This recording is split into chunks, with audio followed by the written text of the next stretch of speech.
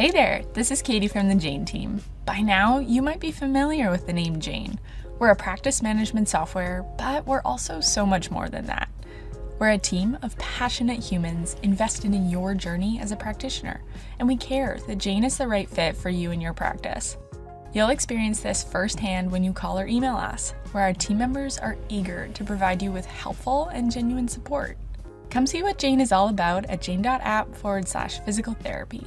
You can also mention the PT on Ice Daily Show for a 1-month grace period to settle into your account. Just note the show in your notes at sign up. Hello, everybody, and welcome to the PT on Ice Daily Show. My name is Christina Previtt. I am one of the MMOA faculty in our geriatric division. We have 3 courses that encompass our geriatric certification, our MMOA live course, our 8-week Essential Foundations course, and our 8-week Advanced Concepts course. If you are interested, our next cohort of MMOA Online Essential Foundations starts April 27th. And so if you are interested in jumping on and learning about all things geriatrics, we encourage you to jump into that cohort. If you have already taken our 8-week online course, our new Advanced Concepts, our next rolling of MMOA Advanced Concepts starts end of April as well, beginning of May. That course is only offered 2 times a year. So if you are interested, don't hesitate because it's already past halfway full. So we encourage you to kind of jump on board if you're looking about expanding some of the things that we talk about in advanced or in essential foundations to different patient populations in advanced concepts. I have been on the road a lot lately. We joke with my family that I'm on tour right now, going across different parts of the U.S. And I feel so thankful that my job essentially is to teach all of you. I come into different areas. It's with the MMOA crew. We get to see a lot of different clinicians. We go into hospital networks and outpatient orthopedic clinics and home health agencies. And so I'm in a very unique position in that I get to talk to geriatric clinicians across the different areas of practice who've been in practice for, from new grads to individuals who are in their 60s or 70s themselves and are taking this course for themselves, but also they're doing a little bit of part-time work or wanting to keep their license up. And so I get to have a lot of conversations. And I've been thinking about this concept a lot. So today I wanted to talk a little bit about Geri PTs being afraid and where I'm coming from with that. In our course, we talk a lot about this pandemic of underdosage that happens in our profession, right? You kind of heard us hate on the ankle pump as a representation of that underdosage.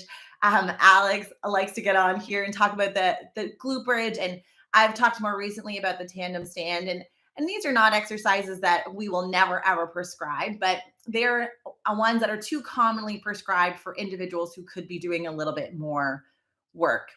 And sometimes the reason why a lot of these exercises that are more conservative in nature get prescribed is because we as clinicians are afraid to push our clients. And there are a lot of reasons why this might be true. And we're going to go through a couple of them today. Probably the easiest one to conceptualize is that when you are in a setting where you are seeing, when we think about capacity and aging, we talk about a reserve issue. And we know that there's a 65-year-old who could still be running like ultra marathons and doing the CrossFit Games. And then there's a 65-year-old who has quite a lot of disease burden who is wheelchair bound. And so there's this large amount of variability. And oftentimes that variability is going to run on a bell curve. When we are in higher levels of institutionalization, like in assisted living or in skilled nursing or in home care, home health, we tend to see people who are closer to that lack of reserve, right? That bell curve, but on that end where reserve and resiliency is quite low. And so day in and day out, we see individuals who are on the extremes of that curve. And so if we are not reflecting on the fact that this is actually not the norm it's the extremes of that bell curve, we might begin to have this like little thought virus that comes in to have us believe that this is what being 78 or 92 looks like.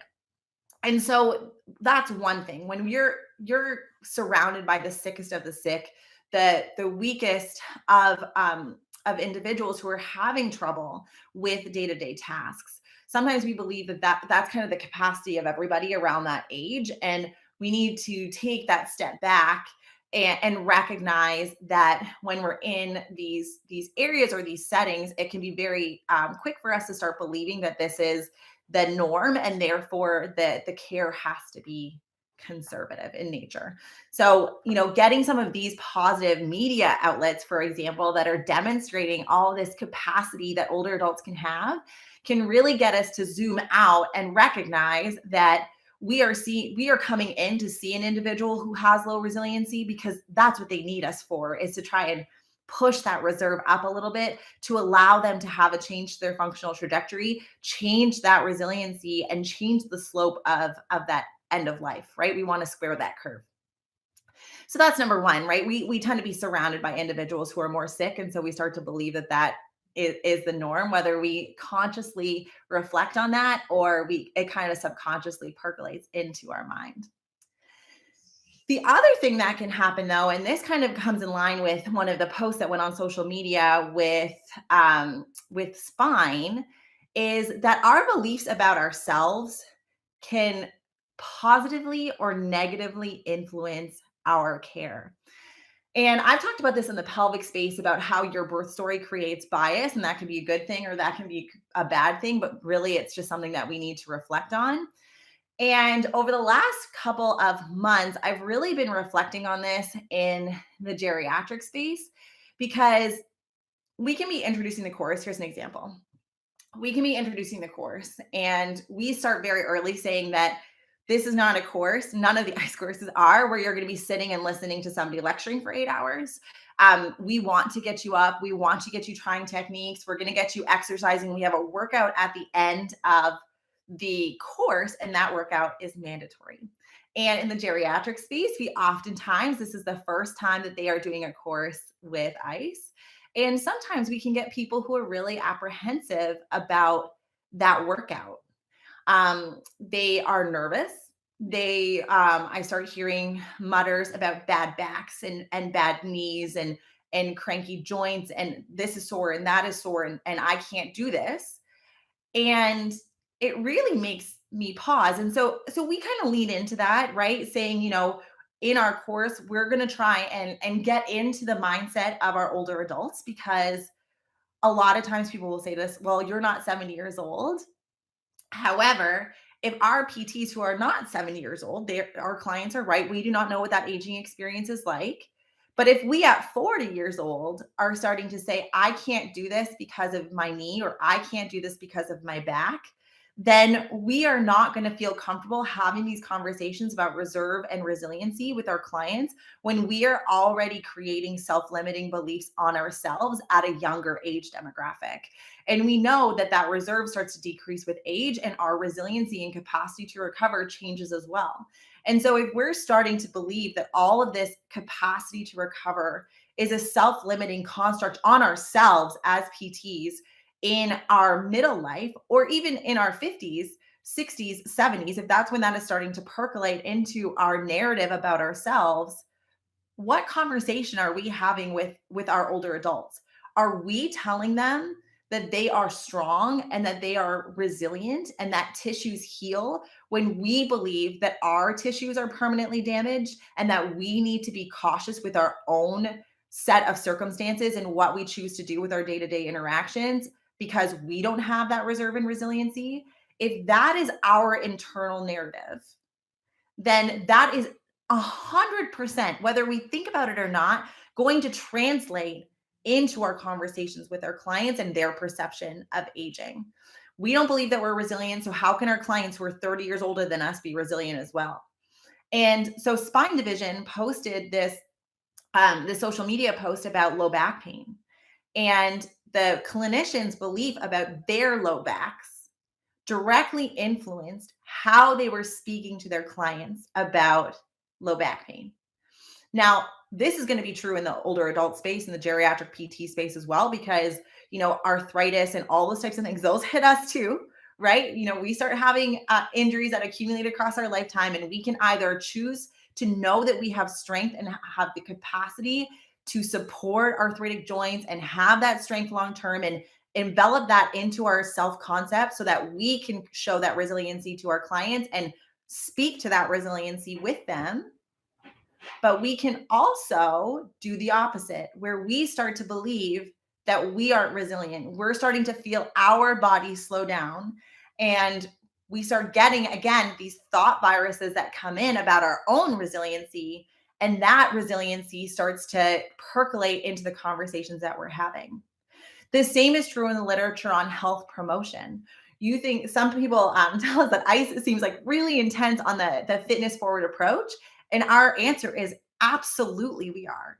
Because health promotion literature says that the more you are being about it, the more, and it doesn't have to be CrossFit, right? It can be that you really love hiking, or you really love biking, or you really love yoga. But if you are moving your body in a consistent way, in a way that provides progressive overload, you are more likely to talk to your client about it. If your nutrition doesn't have to be perfect, but if you are focusing on nutrition, then you are also going to be able to have that conversation with your client saying, this isn't easy. This is challenging for me too, but it's something that I know is important because it makes my body feel better. If we are, drinking Coca-Cola and eating only processed foods, then we're probably not going to be talking to our clients about protein intake because we are not showing that that's important as well. So we have to be thinking about, the literature that shows that role modeling is really powerful. Spine talks about people following people. Jeff talks about people following people. And when we are having our interactions with our older adults, they come here because they want to follow you and they really believe that that's important. So we have to kind of be thinking about a lot of these things when we're having conversations with our clients and reflecting on our own behavior and how that behavior is going to link. Because if you are afraid of your own body, if I am asking you to do a deadlift, a light deadlift, a hip hinge deadlift in a course, and the first thought is I'm going to hurt myself, and you don't have to tell me that that's a thought coming through your mind. I see it come across a person's face in our courses. Then we really have to reflect on how that might influence our language and our communication with our older adults when they're having pain in their low back with picking something up. And finally, to kind of loop this all the way around, as a faculty, we really believe that older adult clinicians who work with individuals over the age of 50 or 65, have to be one of the strongest clinicians across any setting. The reason why is we get into that oh-ish moment more often than people who are working with other patient populations, right? We get into moments, if we are truly pushing our older adults to the intensity that they need, that our older adults might stumble and pick up momentum, or they might need our assistance, or we're being more active in transfers. And if our body is not strong, then we are going to have that reservation about doing all of these things that we know are so important for our older adults to optimize their resiliency. And then we will not do those things, right? We talk about in balance training that the intensity has to be to the point of discomfort, right? To the point where when you're working on your balance positions, that a person has to feel like they're on the edge of requiring upper extremity support, or that they are on that precipice of starting to feel like they're going to be unsteady and fall over. And if we do not feel like we are going to be able to catch them, one, our clients are not going to feel like we're going to be able to catch them. And two, we're probably not going to put them into that position, right? Because we wouldn't want to knowingly put our clients into a position where you don't feel like you could recover them. But if I have a person who is 300 pounds and I am trying to get them working on standing endurance, I know that if they stumble, I'm going to be able to help them. I'm not going to be taking all 300 pounds of them, but I know that if they start to become unsteady, I've set up my environment and I am strong enough to push that person down into sitting because I have a chair or a plinth behind them. But again, that requires me to know that I have that strength so that I am not afraid as a clinician to get into positions that are going to require strength, fitness, and endurance from me. And because I have that strength, I have that resiliency, I understand even going through pregnancy and postpartum and feeling in that early postpartum space what not having that same physical resiliency feels like, to me is my why. I want to have that feeling of support and strength and confidence and optimizing that functional trajectory for myself. But I also know that that does not create fear for me. I am not afraid to push my older adults. I know what a really resilient older adult looks like. I know what a client who lacks resiliency looks like. I know that my beliefs about my own aging body are going to percolate into my beliefs that I am speaking to my older adults about. I have not been in an aging body, but I have been in an injured body, and I have been in a body that has gone through big fluctuations in capacity. And then I also know, because of my own strength and the fact that I work on this every single day, that I am a role model for not perfection from a healthy health perspective, far from it, but I know what that reserve feels like. I know what that confidence gives me, and I know that it allows me to show up for my clients because I have the strength to help them if they need me to help them.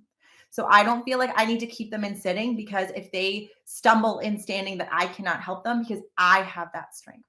I have that endurance and I can speak that language. The idea of this podcast was not to put anybody on blast, to speak ill of anybody. It's really a reflection of where does that fear come from of pushing older adults? Does it come from what we believe about our clients? Or is it the beginning of a representation of what we're starting to feel about ourselves and our own capacity to recover and our own resiliency that is trickling in to our conversations with our older adults? All right. That is my soapbox for today. Just things that I've been thinking about. Like, let me know. Let's have a conversation. Like, what do you think about this? Do you think that I'm really off base? Do you think that what do you think in terms of our own capacities and how that might influence our PT practice? Tell me if this is something that you've thought about before. I'd be really interested to know.